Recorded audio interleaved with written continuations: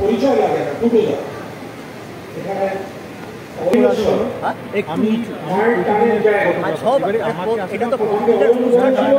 অনুষ্ঠানটা ভালো করতে 18 লাখ টাকা লাগবে। অনুষ্ঠানটা আমি একটা ছবি দেবো, আপনি তো বারবার কাজ করেছেন, এটা আপনাদের থেকে। পরবর্তীকালে সঞ্জয় ওরা যখন ভবানীপুর ক্লাব থেকে এটাকে একটা টাই আপ করার জায়গায় গেল, অত্যন্ত ভালো।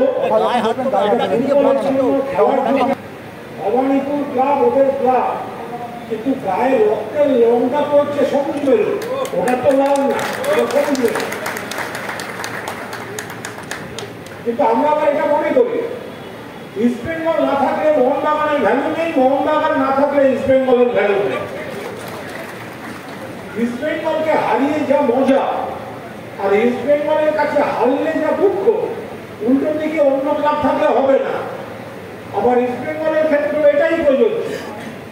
মাননীয় মুখ্যমন্ত্রী মমতা বন্দ্যোপাধ্যায়, ওই প্রসঙ্গটা আমি ঢুকছি না বেশি, কারণ ওর ডিটেলটা অরূপ রয়েছে, অরূপ খুব ভালোভাবে বলেছে যে অ্যাকচুয়ালি ক্রীড়া পরিকাঠামো শুধুমাত্র মোহনবাগান, ইস্ট বেঙ্গল, মোহামেডান নয়, বিভিন্ন ক্লাবের ক্রীড়া পরিকাঠামো উন্নয়নের জন্য মমতা বন্দ্যোপাধ্যায়ের নেতৃত্বাধীন তৃণমূল কংগ্রেস সরকার কি কি করেছে।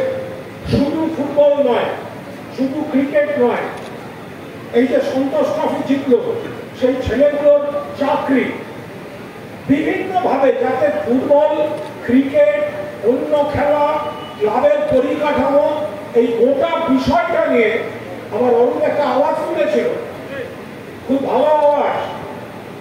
তখন যদি বিদেশি খেলে তাহলে ঘরের ছেলেরা খেলবে তখন, এই আওয়াজটা তো অরুণ বিশ্বাস তুলেছিল, এবং তাতে কিন্তু কাজ হচ্ছে।